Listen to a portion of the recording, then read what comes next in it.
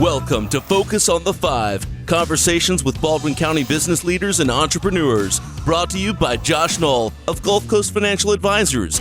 And now, Josh Knoll.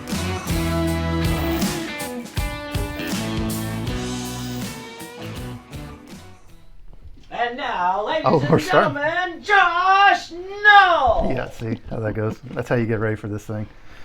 Hi, everyone. Welcome to Focus on the Five, conversations with Baldwin County, Alabama area entrepreneurs and business leaders. I'm your host, Josh Knoll of Gulf Coast Financial Advisors. We're coming to you today from the studios of WABF 1480, located here in beautiful downtown Fairhope, Alabama. Well, listeners, today we get to talk about an organization that brings hope and joy to a situation that often lacks both, dealing with cancer. And even more impressive is that this organization provides this hope and joy to children and their families that are being affected by this dreaded disease. So to discuss all this, would you please welcome our guest, Pam Hunter of the Baller Dream Foundation. Thank you. Pam, how you doing? Doing great. Yeah, well, thanks for joining us. Well, I appreciate being here. It's a beautiful day. It's a beautiful day. I had a wonderful start talking to a wonderful gentleman this morning who has become a big supporter of our organization. So I'm really hyped up right now. Well, great. Well, let's talk about your organization. Yes. For those of folks that are not familiar with the Baller Dream Foundation, let's talk about what it is and what's your role and how you got started in that. Right. Okay. Well, first of all, let me explain the key word here, baller, because that's what most people kind of wonder, why do we have an organization called a Baller Dream Foundation? Baller is a term that is used as a modern day term for someone who's doing well, living well. It's very, youth get it, they understand it, they like it. So when we decided, and not necessarily me, I was not involved with the beginnings of this business, but I'm involved with the beginnings of it here locally. But when the founder, Frank DeBlasi, discovered he had personally had cancer at the age of 29, he knew he had a great family support group around him during the whole process. But while he was going through his battle, he noticed that was not always the case for all the other cancer patients that were being treated in his area, which was New York, New Jersey is where he grew up. And he made a pact with himself that if he got through his cancer treatments, he was going to do something to make a difference. And so he envisioned this foundation that would reach out to young children and, importantly, young adults up to the age of 25 who are battling all forms of cancer. And he decided what his mission was going to be, or the foundation's mission would be, to uplift their spirits. And there's several ways that you uplift spirits. Many of these distractions during their treatment, which is something we do. We will go to the hospital when COVID is not an issue for allowing us in.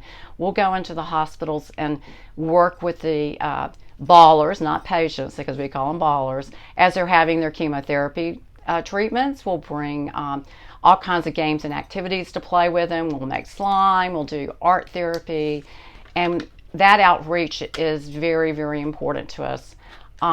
Then we also have ballers that have been identified through the hospital or our contacts with the hospitals. They'll come to us and we'll say, we're going to do an event. This is what we do. We put these signature events on to make an awareness grow in a community that we need to do something to help these families and their children, their young adults that are battling cancer.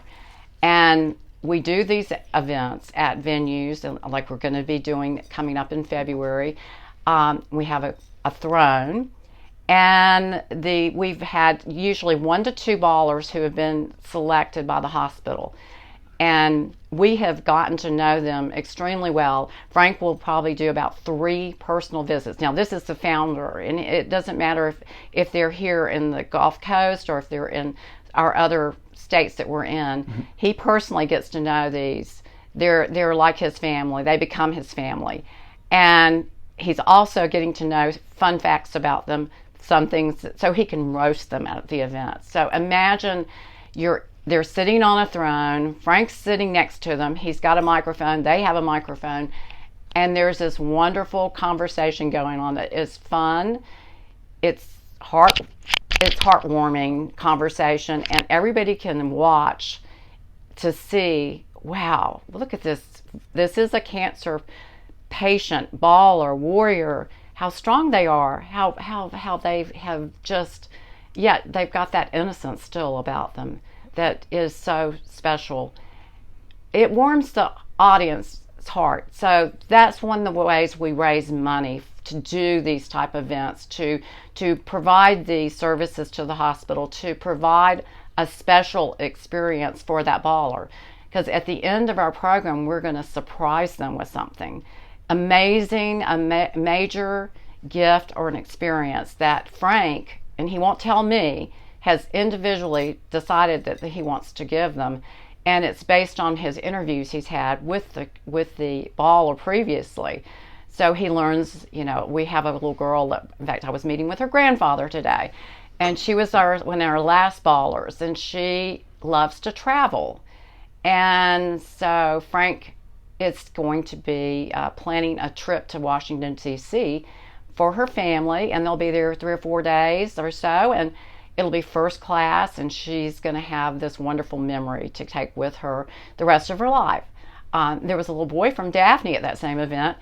He was more like, he loves gaming. Of course, that's probably one of our number one, the things that the kids like. They love the Apple products. Mm-hmm. So he will now have this amazing gaming station in his home, and he's adorable. He actually yesterday just rang the bell for his final chemo treatment yesterday. So we're unlike other gift granting organizations in the fact of a couple of things. One is we go up to 25 age, and 2, we have this long-term relationship with the families and the ballers. We really do follow the progress because we know it's just not a quick fix. There's cycles to cancer. There's complications afterwards. There's just a whole lot of complications. So we do stay in close and dear to those families. We also like to go out in our community and connect with other charities and try to do things jointly, because we can make a powerful difference when we join forces.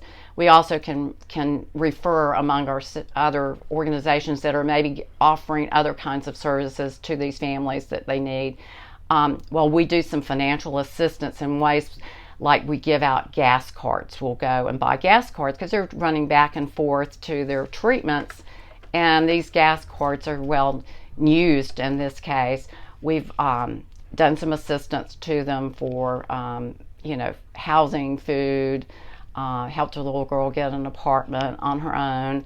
I mean, we're just a very, very unique organization. Well, so you listed some of the bigger events, where they get to be kind of a superstar to a certain degree. They are. Right. And then they get various gifts and trips and things like that. But you said something that resonated with me.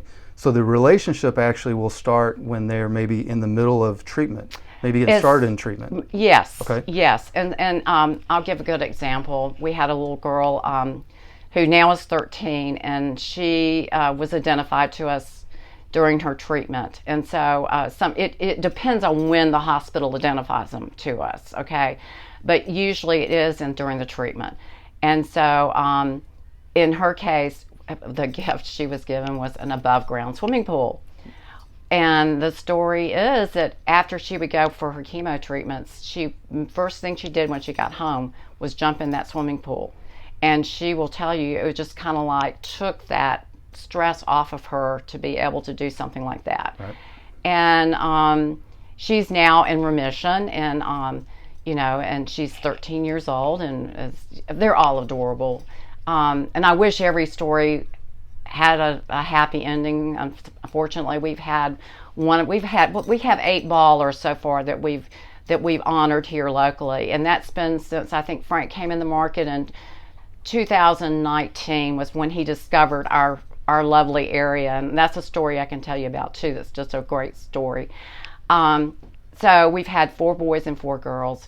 Unfortunately, we've lost one of our ballers. A little boy from Bay Minette, so that was very sad. But we keep up with the mother, and she came to us and asked, she wanted a headstone for him, his grave, and so we reached out and helped with that. So you see, we've got a lot of flexibility. We're a family. Right. And you know how family is. When you're caught up in loving someone so much, and you're faced with something like this, you're gonna be willing to do most anything you can to make a difference. Right. Well, plus you too. So not everyone. Most people have been touched by cancer in some form or fashion, right? Whether it's themselves, or somebody they know, family member, or anything like that, and including my family. And I can just tell you that, as you very well know, you feel very alone. And you feel very overwhelmed, and you think, how am I going to handle this? And you also feel at times with the family that we've dealt with, like you almost feel bad reaching out. So I think it's really neat that you all reach out to them and you provide that avenue right off the front, right? You give them a place where they feel special, they feel loved, they're not alone, especially just going through treatment. I mean, that's got to be a very daunting thing. Oh, it is. And we also, we've got this ballerhood, we call it, and this like network. Of course, all this has to be, we're very upfront with the parents, and we ask permission for anything and everything we say, everything we do. But say there's a child we know and I'll talk about our markets, but maybe someone who has the same type of cancer who lives in New York, and here's a child that and they've gone through their treatment at a much, and they're finished in remission, and now there's this other child here. Sometimes we'll pair them up so that they could communicate, and in that they feel more comfortable. When I had cancer, Frank has cancer, we all talk about, you start Googling to try to find out as much as you can. You're trying to connect, you're trying to figure out what you want to do, how you're going to treat. Well, the children, by connecting each other, it's a very it's building a real strong friendship that helps them, because they know that they understand what they're going. And they're not alone. And I mean, you can people will say, oh, I'm so sorry you have cancer. Right. I'm so sorry. I've said that before, but I didn't know until I had cancer what really it is about. Well, you mind if we talk about that? So describe your role and what led you there. Did your cancer play a part in that? Okay. Yes, it did. Tell us about that, if you don't mind. Okay, no, I don't mind. Well, I mean, there is a path here it's interesting to me, because I met Frank when he came in 2019. I was at the Fairhope Inn. I saw him sitting at a table. A friend of mine who I volunteer for, that is with Children's of Alabama, and I help with another cancer, charity event that they do. She walks in and goes over to him. I'm getting ready to leave, and I think, well, I should go over and say, hey. So I went over to say hello. She introduced me to Frank. Frank's first thing he says, what are you doing tomorrow night? And I said, not anything. He says, we're doing an event over at the balcony, and it's about my organization. Why don't you come and see what we do? And I said, okay, sure. I had not been to the balcony, and I wanted to see what it looked like, sort of. That was kind of the carrot dangling in front of me. So, plus it was food, and I think they had some wine, as I recall. So anyway, went over there, and I got to see the first two ballers inducted by Frank, and he had just started in Alabama, and I made a nice little check out because I was touched personally, and then I got on the mailing list, and I went to the next event he had, where he had two more ballers. And at that time, he announced he was looking for an executive director. He said, he could not be managing this from Scottsdale, Arizona. It was just too much. Too much need. And so he needed somebody local who could run the show here. I put that in the back of my head. I was a little bit hesitant. I kind of thought, maybe this is something I should do. And then I said, no, forget it. You're busy enough with other things you're doing. Right. So then I continued to follow them as they continued to do a third event that I got an invitation to. This was after I had discovered in January that I had breast cancer. And this was in September following that. I had finished my final treatment in October and went to I had the event that he was doing was in November in Mobile. And I just happened to reach out to my friend, and I said, did Frank, I don't know on this information I got, did he ever hire anybody? And she said, oh no, he's been looking this whole time and has interviewed several people and just cannot find the right person. I didn't want to tell her that I was going to call him, but I reached out to him and called him.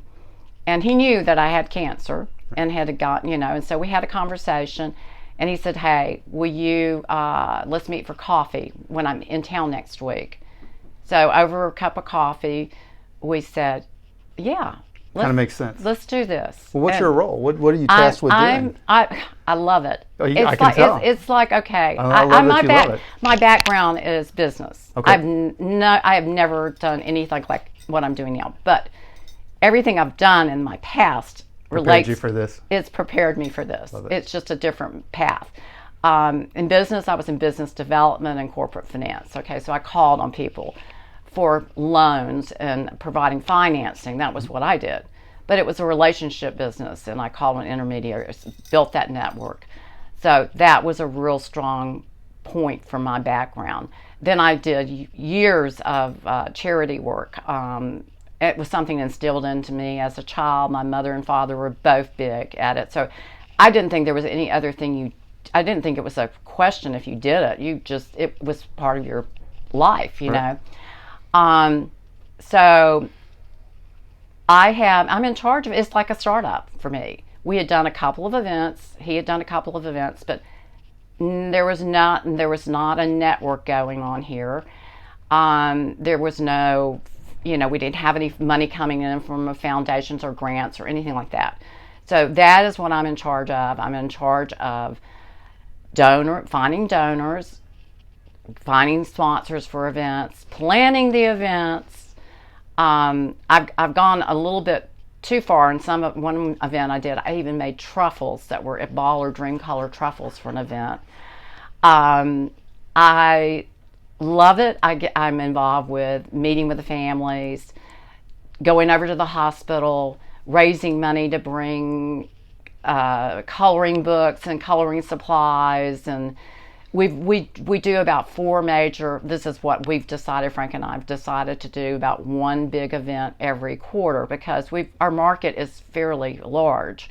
We have the hospital that we focus on right now is over in Mobile, and it's USA Health Children's and Women's Hospital, and they're the ones right now who are giving us the ballers.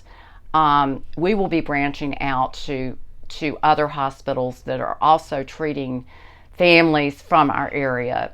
But that was our big start, and we've kind of been working with this part of this side of the bay the most.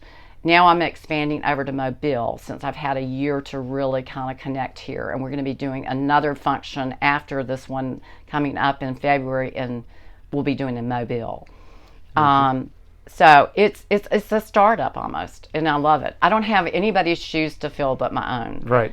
There's nobody that said, oh, we do this event and it's this way, this way, this way. We do this every year. Right. It's like, I'm going to say, hey, Frank, what about we do a little different? Let's have Roman Street come or let's have an adult who has some really strong draw, who's a major member of our community, come and let you roast them, and so people can find out about our foundation. So we've done some crazy things. We're not your typical let's have a dinner, let's raise the paddle auction kind of function. As I said in the introduction, the thing that comes through the website and the research I did is you bring joy. Right.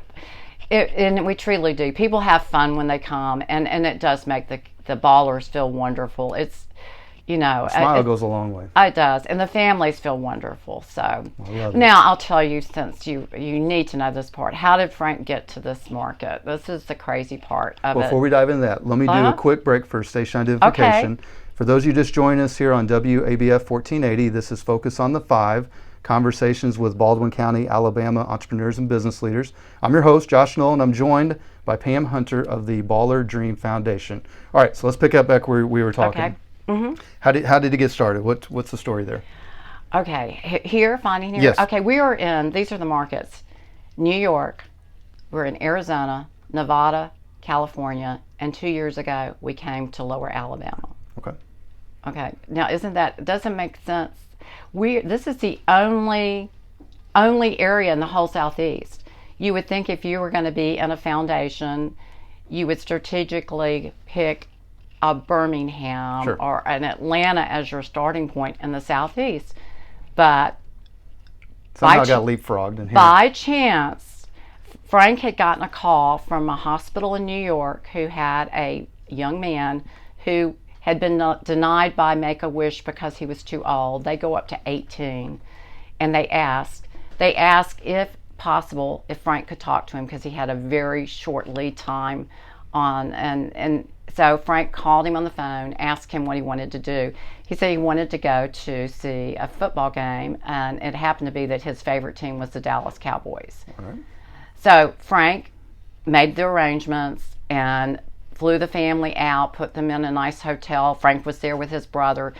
They were having dinner the night before the game, and a couple overheard the conversation that he was having with his brother about the foundation and got their phone out and started Googling, what is this foundation, Baller Dream Foundation. So they looked him up on their phone and found out about the foundation, and then they said, excuse us, but we overheard your conversation.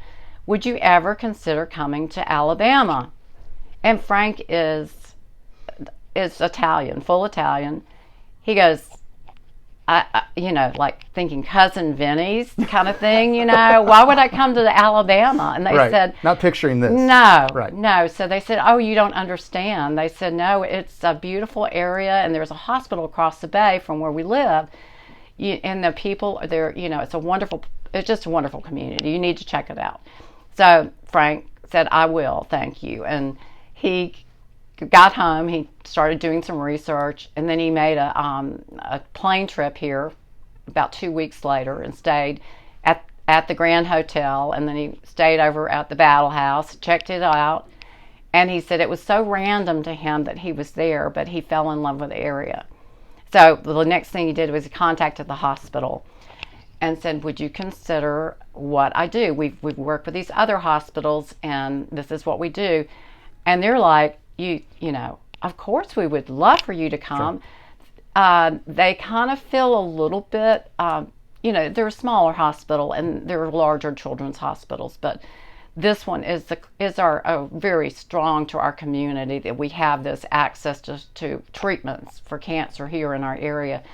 And so they felt like they've been just so supportive, and they love us and what we do and the attention we give them. And so that's where we're starting here. I'm sure it'll start growing a little bit. We've talked about expanding on because the Gulf Coast goes quite a ways, but this is our starting point in the Southeast.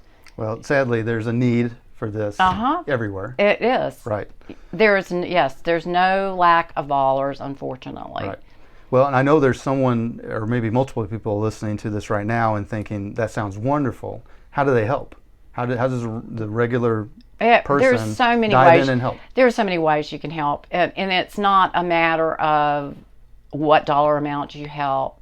I was in an event and I was telling my story to someone, and she said, she was a waitress, and she says, she reached in her purse, she took her money out, and she said, I'm sorry, this is all I have. And I said, you know what? I can take that $1, I can go to the Dollar Tree store, and I can get a coloring book for that $1.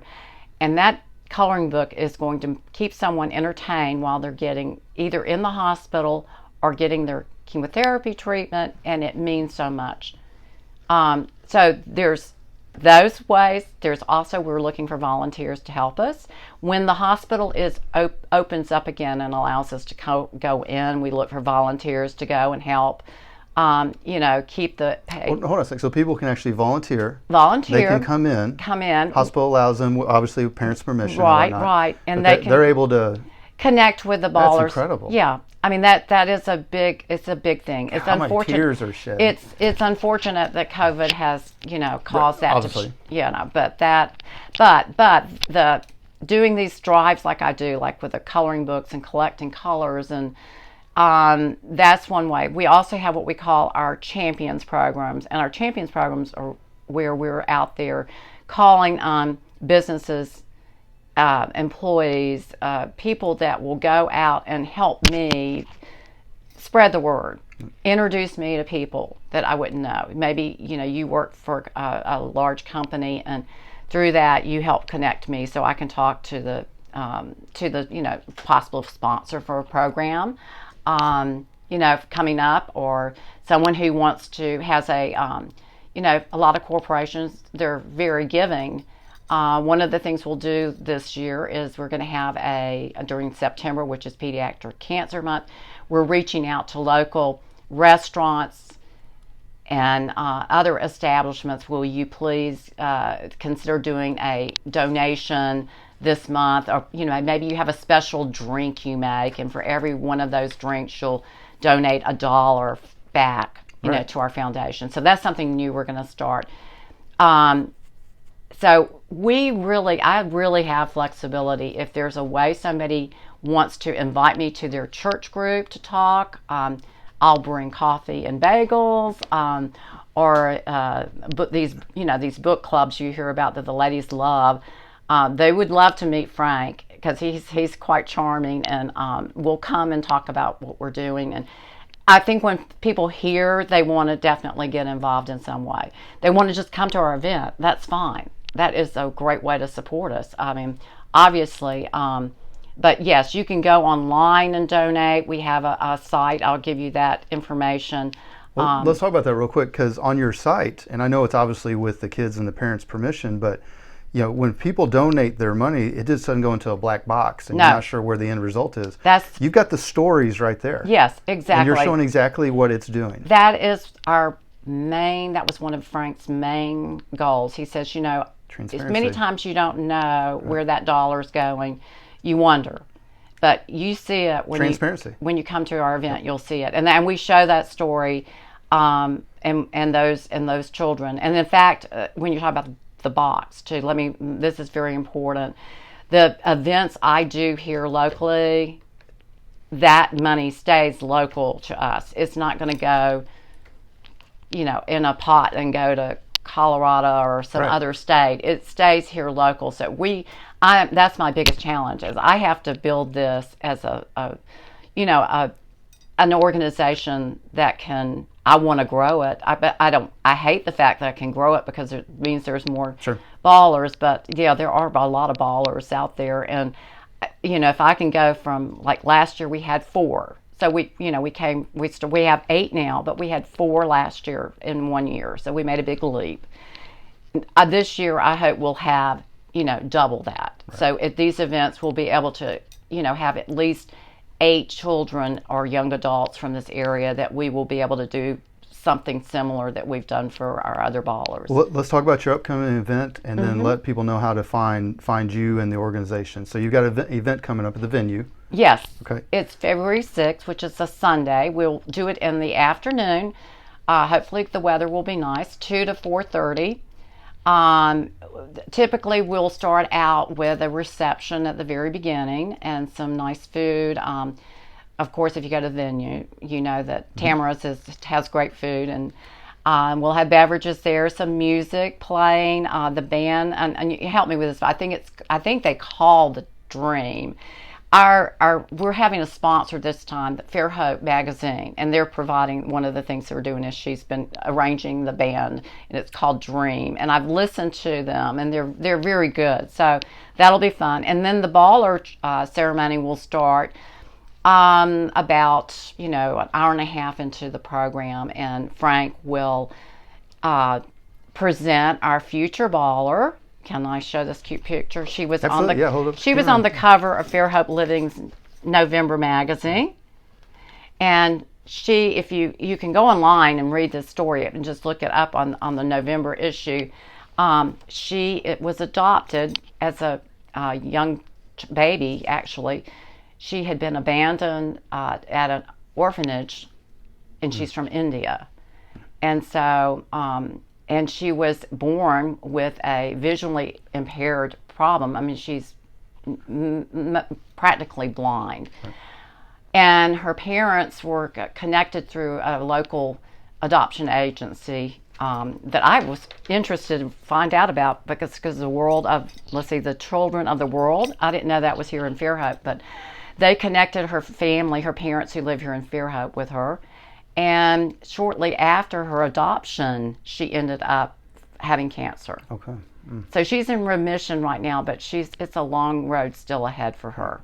Well, so the Fairhope magazine, Living Magazine, wonderful. All right, and then how do people? We've mentioned the website several times, so let's point people to the website, your phone number, email. Yeah, What's the best way to find you and get a hold of you? Yeah, the ballardream.org is our website. ballardream.org. You can reach me at pam@ballardream.org. And then also my phone number is 251-454-0812. And you go online and buy the tickets. The tickets will be $75 for this event. Also looking for sponsor opportunities. We have different ways you can buy tables. But anyway, it should be a fun afternoon, and great. You'll see this beautiful little girl. Oh, and by the way, we picked the date. We had no clue. It's going to be her 7th birthday. Oh, how fun is that? Good. Serendipity. Yes. So that event's going to be at the venue, which is a beautiful place here in downtown Fairhope, Sunday, February 6th, 2 to 4:30 p.m. Go to the website. You can get tickets there. You can also donate on your website. Yes. I saw that, which is great. So, all right. Well, if you're a regular listener to the show, then you know that we also film our conversation and release it on YouTube and Facebook. So if you're watching this video and you'd like to reach out to Pam or myself, you can send us a message.